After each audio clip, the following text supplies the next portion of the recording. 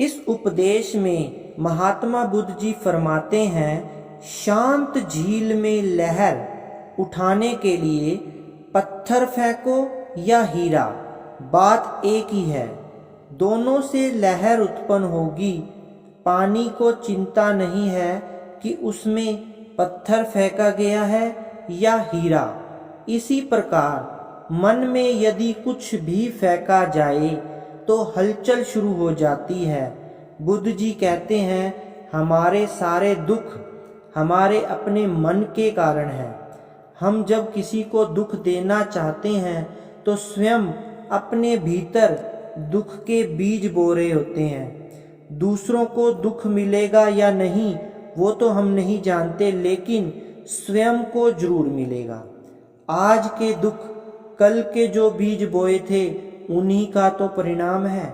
यदि तुम चाहते हो कि दुख ना आए तो कृपा करके आज दुख का बीज मत बोना। बीज हमारे भीतर है तो वृक्ष भी तो भीतर होगा और उसके फल भी हमें भुगतने होंगे। हम स्वयं ही अपने भीतर अपनी इच्छाओं और ईर्ष्या के कारण दुख के बीज इकट्ठे कर लेते हैं। यदि तुम सुखी हो तो उसका कारण तुम स्वयं हो, यदि तुम दुखी हो तो उसका कारण भी तुम स्वयं हो। कारण को अपने से बाहर दूसरे में मत खोजना, वह धोखा होगा। जिस व्यक्ति ने अपने जीवन के दुख और सुख के सब कारण अपने अंदर अपने भीतर खोज लिए, सही अर्थों में वह व्यक्ति ही धार्मिक होता है, क्योंकि अब उस व्यक्ति को मालूम है कि दुखी होने के लिए कौन से बीज और सुखी होने के लिए कौन से बीज बोने हैं। अब वह व्यक्ति शिकायत नहीं कर सकता। अब जीवन को जीने की कला मेरे अपने हाथ में है। चुनाव मेरा अपना है, जहर पीना है या अमृत। प्रश्न भी मेरा है और उत्तर भी मेरा होगा। दुख के बीज बोने के बाद जब दुख आते हैं तब रोना व्यर्थ है। भगवान बुद्ध के इस सूत्र में सारा जोर दूसरों पर है। जब हम अपने जीवन में अपने दुखों के कारण बाहर खोजने लगते हैं और दूसरों को अपने दुखों का कारण मानने लगते हैं और इस वजह से दूसरों के प्रति वैर या घृणा का भाव मन में गहरा कर लेते हैं, तो हमारा मन जो है वो शांत नहीं रहता, हमेशा अशांत हो जाता है। सारा खेल मन का है। हम कैसे देखते हैं, शत्रुता में जीना नरक है और जितनी शत्रुता हम अपने चारों ओर बना लेते हैं उतना ही हम नरक में होते हैं। स्वर्ग मित्रों और शुभ चाहने वालों के बीच जीने का नाम है। सब हमारे पर निर्भर है, डिपेंड करता है। हमारी सोच विचार की मानसिक अवस्था पर निर्भर करता है। जब हम जगत में सबको मित्र के समान देखते हैं तो इसका अर्थ यह नहीं कि सब हमारे मित्र हो गए। जो तुम्हें शत्रु की भांति देखेगा वह पीड़ा उसी की होगी। शत्रुता होगी तो उसके मन में होगी, उसकी पीड़ा होगी उसे होगी, वह तुम्हें पीड़ा नहीं दे सकता। शत्रुता से शत्रुता नष्ट नहीं होती, क्रोध से क्रोध नष्ट नहीं होता, वैर से वैर नष्ट नहीं होता। यह जगत हमारी अपनी कृति है, इसे हम स्वयं बनाते हैं, खुद बनाते हैं। हम जितना दूसरों से वैर बढ़ाएंगे उतना ही नरक का फैलाव हम अपने चारों ओर करेंगे।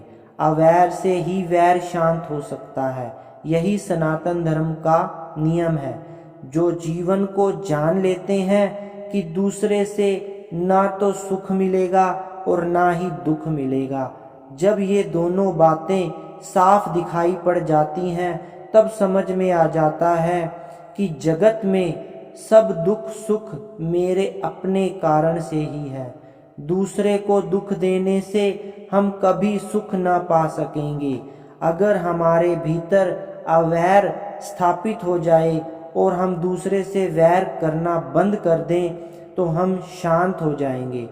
दूसरा अपने वैर की अग्नि को यदि जलाए रखते हैं तो यह उसका अपना मामला है, वह स्वयं उस अग्नि में नष्ट होगा। तुम्हारे अवैर के कारण तुम स्वर्ग में हो जो तुमने स्वयं निर्मित किया है। हम हर रोज लोगों को मरते हुए देखते हैं, परंतु फिर भी न जाने क्यों हम यह समझ नहीं पाते कि यह संसार थोड़ी देर का बसेरा है और एक दिन हमें भी मरना है। दूसरों को मरते हुए देखकर भी स्वयं के मरने की कल्पना हम नहीं करते। जो कर लेता है उसके सारे कलह शांत हो जाते हैं।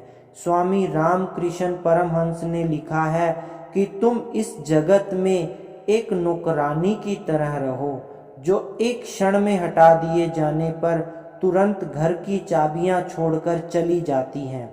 जिस व्यक्ति को यह बात गहरे से समझ आ गई उसको संसार में रहने का तरीका भी समझ आ जाता है। यह जीवन क्षण भर का खेल है, ओस की बूंद के समान क्षणिक है। फिर इस जीवन में किसी को पीड़ा देना, किसी से शत्रुता लेना का क्या अर्थ रखता है। जीवन के सफर में स्टेशन आने तक सबके साथ घुल मिलकर प्यार से हंसते हुए रहने का नाम ही जीवन है। जो व्यक्ति जीवन को पकड़कर बैठ जाता है, यह मान लेता है कि सदा यहीं पर रहना है, उससे सारी भूल होती है और वह जीवन भर कष्ट में जीता है। जो इस जगत में वैर के बीज नहीं बोता, मैत्री के बीज बोता है, वह अपने चारों तरफ स्वर्ग की फसल बोता है। जो व्यक्ति इंद्रियों के वश में होकर विषय वासना में लगा रहता है, वह निरंतर दुख में गिरता रहता है। हमें दूसरे में रस दिखाई पड़ता है और हम उसकी ओर खींचे चले जाते हैं, परंतु वास्तविकता यह है कि रस हमारे अपने भीतर है, हमारे अपने अंदर है, हमारी सोव में है, दूसरे में नहीं। जब तक हम यह समझते रहेंगे कि दूसरे में रस है, हम भटकते रहेंगे। दूसरे में रस है, उसे पीकर प्यास बुझेगी, यह सोचना गलत है, उससे प्यास और बढ़ेगी। मनुष्य के जीवन में क्रांति उस समय आती है जब वह अपने भीतर रस को खोजना शुरू कर देता है, बाहर की यात्रा छोड़कर भीतर की यात्रा आरंभ कर लेता है। मनुष्य का मन कहता है कि जीवन थोड़ा सा है और इसे अधिक से अधिक भोग लो। इस विचार से मनुष्य की इंद्रियां असंयम हो जाती हैं। मरते दम तक भोग का रस बना रहता है। ययाति की कथा इसका उदाहरण है। इस सूत्र में मार शब्द काम के देवता के लिए प्रयोग किया गया है। राम का विपरीत शब्द है मार। मनुष्य का जीवन काम से राम के बीच झूलता रहता है। जब हम बाहर की तरफ बहते हैं तब हम काम में होते हैं, जब हम भीतर की ओर बहते हैं तब हम राम में होते हैं। मार उस व्यक्ति को वैसे ही गिरा देता है जैसे आंधी दुर्बल वृक्ष को। मनुष्य अपनी दुर्बलता से ही गिरता है। दुर्बल वृक्ष आंधी न भी आए तो भी गिर जाता है, अपनी निर्बलता गिराती है उसको। दूसरे की सबलता का प्रश्न ही नहीं है। कोई वासना का देवता हमें नहीं मार रहा, हमारी अपनी जनिती वासना हमें दुर्बल बनाकर मार रही है। आलस्य असंयत जीवन का परिणाम है। असंयत जीवन से इंद्रियां भी असंयत हो जाती हैं, विषयों में रस लेने लगती हैं, जिससे स्वभाव में आलस्य आ जाता है। ये सब कारण मनुष्य के जीवन को दुर्बल बनाने में सहायक हैं। ऐसे मनुष्य मरने से बहुत पहले मर जाते हैं, मौत तो बहुत बाद में मारती है। आंधी के आने से हिमालय पर्वत पर कोई प्रभाव नहीं पड़ता। आंधी हिमालय को डिगा नहीं सकती। इसी प्रकार वह पुरुष जिसने विषयों को रस को जान लिया है, इंद्रियों को वश में कर लिया है, स्वयं से भोजन करता है, ऐसे पुरुष को मार डिगा नहीं सकता। जीवन को देखने के ढंग पर ही सब कुछ निर्भर है। अगर तुम्हारे देखने का ढंग गलत है तो जीवन जो भी तुम्हारे साथ करेगा वह गलत होगा। यदि जीवन को देखने का ढंग सही है तो तुम्हारे जीवन में जो भी होगा वह सही होगा। तुम हारते हो तो अपनी दुर्बलता से और जीतते हो तो अपनी सबलता से। बुद्ध ने कहा है, जिस व्यक्ति को यह समझ में आ गया कि विषयों में रस नहीं है, वह संयत होने लगता है। उसका जीवन वासनाग्रस्त नहीं होता, आवश्यकता से मर्यादित होता है। आवश्यकता सीमित है, वासना असीमित है। बुद्ध कहते हैं, उतना चलना जितना काफ़ी है। जो सुनने योग्य नहीं है उसे सुनना मत, जो छूने योग्य नहीं है उसे छूना मत। जितना जरूरी है बस उतना। तुम पाओगे कि तुम्हारे जीवन में शांति की वर्षा होने लगी है। वह व्यक्ति जो साधु के वेश में फिरता है, परंतु जिसने मन से गंदगी को त्यागा नहीं, वह साधु के वस्त्र पहनने का अधिकारी नहीं है। बाबा बुल्ले शाह जी भी कहते हैं, मस्जिद जाने से कुछ ना होगा यदि मन के अंदर से पलीती, गंदगी, बुरे विचार ना चल जाएं।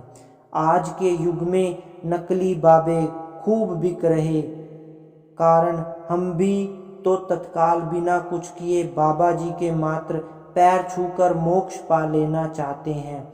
हमें भी तो किसी बाबे के आश्रम के मात्र सदस्य बनकर स्वयं को स्वर्ग का भागी बना लेना चाहते हैं। नकली बाबे बिक रहे हैं क्योंकि हम खरीद रहे हैं।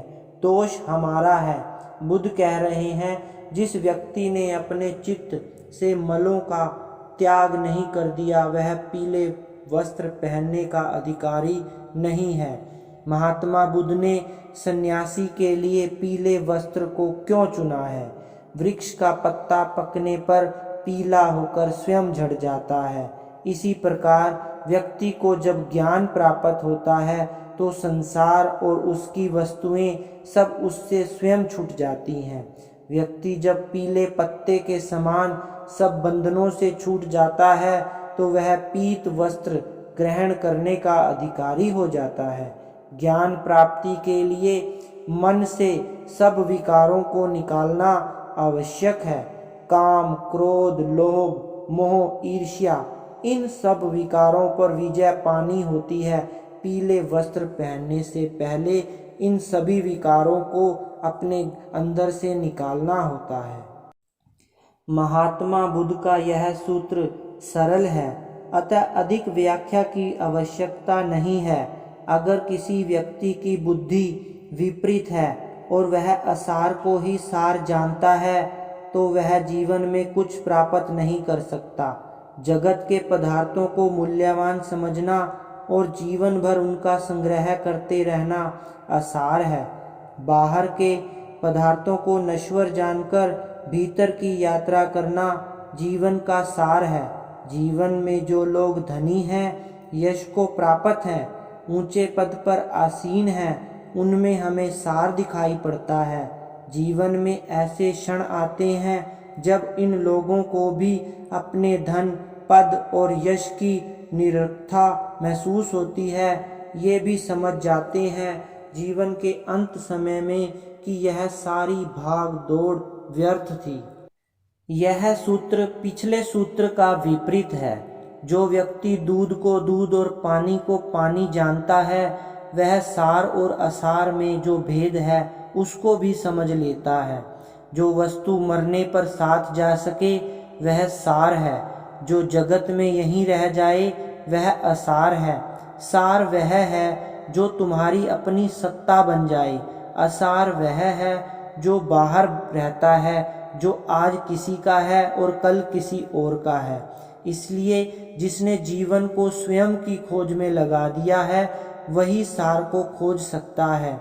मनुष्य को हीरे में और पत्थर में फर्क समझ आ जाए और फिर हीरे से उसकी पकड़ छूट जाए और वह भी पत्थर लगने लगे, तब समझो उसने सार को जान लिया है। जीसस ने कहा है, तुम सारे संसार को पालो और खुद को गवा दो तो तुमने कुछ नहीं पाया। तुम खुद को पालो और सारा संसार गवा दो तो तुमने कुछ भी नहीं गवाया। जो अपना नहीं था वह अपना था ही नहीं, जो अपना था वही अपना है। जिस मकान की छत ठीक से बनी हुई नहीं होती, उस मकान में वर्षा होने पर छत से पानी भीतर आ जाता है। इसी प्रकार जिस मनुष्य का चित्त ध्यान रहित होता है, प्रभु का सिमरन नहीं करता, उस चित्त में सभी प्रकार के विकार जैसे राग, द्वेष इत्यादि घुस जाते हैं। इसलिए समस्त महापुरुषों का जोर ध्यान पर है, भजन पर है, सिमरन पर है। इसलिए हमें महात्मा बुद्ध के उपदेश से फायदा उठाकर हमें अपने मन को एकाग्र करना है, चित्त में लाना है और मन के शांति को प्राप्त करना है। तो आइए इस उपदेश से फायदा उठाएं और अपने ध्यान को एकाग्र करें।